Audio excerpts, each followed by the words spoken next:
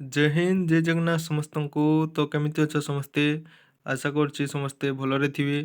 ତ ଆପଣମାନେ ବହୁତ ସାରା କମେଣ୍ଟ କରୁଥିଲେ କି ୱାଇଏସ୍ଏଫ୍ କନେଷ୍ଟବଲ ନିଯୁକ୍ତି ଯେଉଁ ପୋଷ୍ଟ ଅଛି ତା ବାବଦରେ ଆପଣ ଡିଟେଲ୍ସ ଏକ ଭିଡ଼ିଓ ନେଇକି ଆସନ୍ତୁ। ତ ସେମାନଙ୍କ ପାଇଁ ମୁଁ ଏହି ଭିଡ଼ିଓ ନେଇକି ଆସିଛି। ଏହି ଭିଡ଼ିଓ ମାଧ୍ୟମରେ ଆପଣ ଜାଣିପାରିବେ କି କେତେ ପୋଷ୍ଟ ଅଛି, କେଉଁ କ୍ୟାଟାଗୋରୀ ପାଇଁ ଆପଣଙ୍କ କ'ଣ କ'ଣ କ୍ୱାଲିଫିକେସନ୍ ଅଛି, ଆପଣଙ୍କ ପ୍ରଥମେ ରିଟିନ୍ ହେବ ନା ଫିଜିକାଲ୍ ହେବ ନା ମେଡ଼ିକାଲ୍ ହେବ, କ'ଣ ଆପଣଙ୍କୁ ପ୍ରଥମେ ହେବ ସେ ବାବଦରେ ଏହି ଭିଡ଼ିଓରେ ଆପଣ ଡିଟେଲ୍ସ ଜାଣିପାରିବେ। ତ ଭିଡ଼ିଓ ଶେଷ ଯାଏଁ ଆପଣଙ୍କ ଦେଖନ୍ତୁ। ଆପଣ ସବୁ ଡିଟେଲ୍ସ ଆପଣଙ୍କୁ ମୁଁ ଏ ଭିଡ଼ିଓରେ ଫୁଲ୍ ଡିଟେଲ୍ସ ଆପଣଙ୍କୁ ଦେଇଦେବି, ଠିକ୍ ଅଛି। ତ ଚାଲନ୍ତୁ ଆଗକୁ ଦେଖିବା। ତ ସର୍ବପ୍ରଥମେ ଆପଣଙ୍କୁ ଜଣାଇ ଦେବାକୁ ଚାହୁଁଛି ଯେ OISF ଯେଉଁ ଅର୍ଗାନାଇଜେସନ୍ ଅଛି ତାର ପୁରା ନାମ ଅଛି ଓଡ଼ିଶା ଇଣ୍ଡଷ୍ଟ୍ରିଆଲ ସିକ୍ୟୁରିଟି ଫୋର୍ସ ଅଛି, ଠିକ୍ ଅଛି। ଆପଣଙ୍କ ପୋଷ୍ଟ ନେମ୍ ରହିବ, ଆପଣ କନେଷ୍ଟେବଲ୍ ପୋଷ୍ଟରେ ଆପଣ ଜବ୍ ପାଇବେ। ଏଥିରେ ଭେକେନ୍ସି 4000 ଏଠି ଅଛି, ହେଲେ 6000 ପାଖାପାଖି ଆପଣଙ୍କ ପୋଷ୍ଟ ଆସିବ। କ୍ୟାଟାଗୋରୀ ରହିବ ଆପଣଙ୍କ ଡିଫେନ୍ସ ଜବ୍ ଏଇଟା।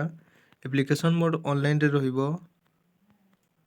ଆଉ ସିଲେକ୍ସନ୍ ପ୍ରୋସେସ୍ ଆପଣଙ୍କୁ ବତାଇ ଦେବି କି ପ୍ରଥମେ ରିଟିନ୍ ଟେଷ୍ଟ ଅଛି, ତାପରେ PMT PET ଡକୁମେଣ୍ଟସ୍ ଭେରିଫିକେସନ୍, ଲାଷ୍ଟରେ ଆପଣଙ୍କ ମେଡ଼ିକାଲ୍ ଟେଷ୍ଟ ଅଛି।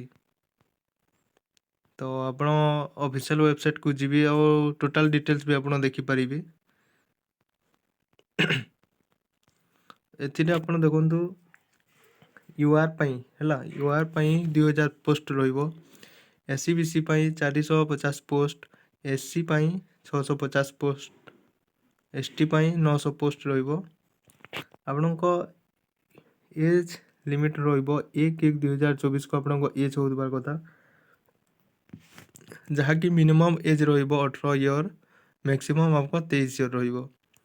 ଆପଣଙ୍କ ଏଜ୍ ରିଲାକ୍ସେସନ୍ ମିଳିବ SC BCକୁ 5 ବର୍ଷ, SC STକୁ 5 ବର୍ଷ, ୱିମେନ୍କୁ 5 ବର୍ଷ। ଆପଣଙ୍କ କନେଷ୍ଟବଲ୍ ସିଲେକ୍ସନ୍ ପ୍ରୋସେସ୍ ଯେଉଁ ଅଛି, ପ୍ରଥମେ ତ ଆପଣ ଜାଣିଲେ ରିଟିନ୍ ଟେଷ୍ଟ ଅଛି, PMT ହେବ, PET ହେବ, ଡ୍ରାଇଭିଂ ଟେଷ୍ଟ ଅପସନାଲ୍ ଆପଣ ଯଦି ଦେଇଥିବେ ଅନଲାଇନ୍ କଲାବେଳେ ତ ଆପଣଙ୍କ ଅପସନାଲ୍ ଡ୍ରାଇଭିଂ ଟେଷ୍ଟ କରିବାକୁ ପଡ଼ିବ। ତାପରେ ମେଡ଼ିକାଲ୍ ଟେଷ୍ଟ ଓ ଡକୁମେଣ୍ଟସ୍ ଭେରିଫିକେସନ୍ ହେବ। ଆପଣଙ୍କ ଏକ୍ଜାମ୍ ମୋଡ଼ ଯେଉଁ ଅଛି ଏଇଟା ଅନଲାଇନ୍ ଏକ୍ଜାମିନେସନ୍ CBREରେ ହେବ। ଆପଣଙ୍କ ଟୋଟାଲ୍ କ୍ୱେଶ୍ଚିନ୍ ରହିବ 100ଟା କ୍ୱେଶ୍ଚିନ୍, ଟୋଟାଲ୍ ମାର୍କ 100ଟା ରହିବ।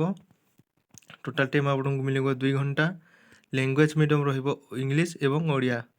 ଆପଣଙ୍କ ସବଜେକ୍ଟ ରହିବ ପ୍ରଥମେ Odia, English, arithmetic, general knowledge ଏବଂ situational awareness, logical reasoning, basic computer knowledge, ଠିକ୍ ଅଛି। ତ ଫିଜିକାଲ୍ ମେଜରମେଣ୍ଟ ଟେଷ୍ଟ ବାବଦରେ କିଛି ଆପଣଙ୍କୁ ଯୋଡ଼ା ବି ଦେବି। UR SC BC mail candidate ଦେଖନ୍ତୁ। UR SC BC mail candidate ଆପଣଙ୍କ ହାଇଟ୍ ହେବା କଥା 168 cm ହେବା କଥା, ଆଉ ଆପଣଙ୍କ ୱେଟ୍ ହେବାର କଥା 55 kg, ଚେଷ୍ଟ ହେବାର କଥା 79ରୁ 84 cm ଆପଣଙ୍କ ଚେଷ୍ଟ ହେଉଥିବା କଥା।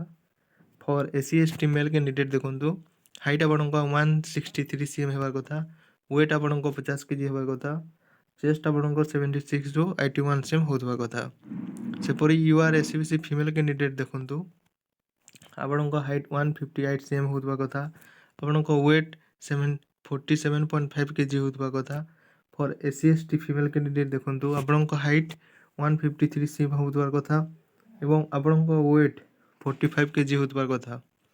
ତ ଫିଜିକାଲ୍ ଏଫିସିଏନ୍ସି ଟେଷ୍ଟ ଆପଣଙ୍କ ଏଇଟା ଥିଲା। ଫିଜିକାଲ୍ ଏଫିସିଏନ୍ସି ଟେଷ୍ଟ ଏବେ ଫର୍ ଅଲ୍ ମେଲ୍ କ୍ୟାଟାଗୋରୀ ଦେଖନ୍ତୁ। ରନିଂ ଆପଣଙ୍କ 1600 ମିଟର, ଆପଣଙ୍କୁ 6 ମିନିଟ୍ ଟାଇମ୍ ଦିଆଯିବ ଏବଂ ବୋର୍ଡ଼ ଜମ୍ପ ଲଙ୍ଗ୍ ଜମ୍ପ ଯେଉଁଟା ଅଛି ତା 3.66 ମିଟର, यानी कि 13 ଫୁଟ୍ ଆପଣଙ୍କୁ ଲଙ୍ଗ୍ ଜମ୍ପ ମାରିବାକୁ ପଡ଼ିବ ଏବଂ ହାଇ ଜମ୍ପ ଆପଣଙ୍କୁ 4 ଫୁଟ୍ ଅଛି। ଫର୍ ଅଲ୍ ଫିମେଲ୍ କ୍ୟାଟାଗୋରୀ ଦେଖନ୍ତୁ, 1600 ମିଟର ଆପଣଙ୍କୁ 8 ମିନିଟ୍ 30 ସେକେଣ୍ଡ ଆପଣଙ୍କୁ ଟାଇମ୍ ଦିଆଯିବ। ସେପରି ଆପଣଙ୍କୁ ଲଙ୍ଗ୍ ଜମ୍ପ ଅଛି 9 ଫୁଟ୍ ଆପଣଙ୍କୁ ଲଙ୍ଗ୍ ଜମ୍ପ ଏବଂ 3 ଫୁଟ୍ ଆପଣଙ୍କୁ ହାଇ ଜମ୍ପ କରିବାକୁ ପଡ଼ିବ। ଏଇଟା ଥିଲା ଟୋଟାଲ୍ ଡିଟେଲ୍ସ ଭିଡ଼ିଓ ଆପଣଙ୍କ OISF କନେଷ୍ଟବଲ୍ ନିଯୁକ୍ତି ଯେଉଁ ଆସିବା ପାଇଁ ଯାଉଛି 2025ରେ।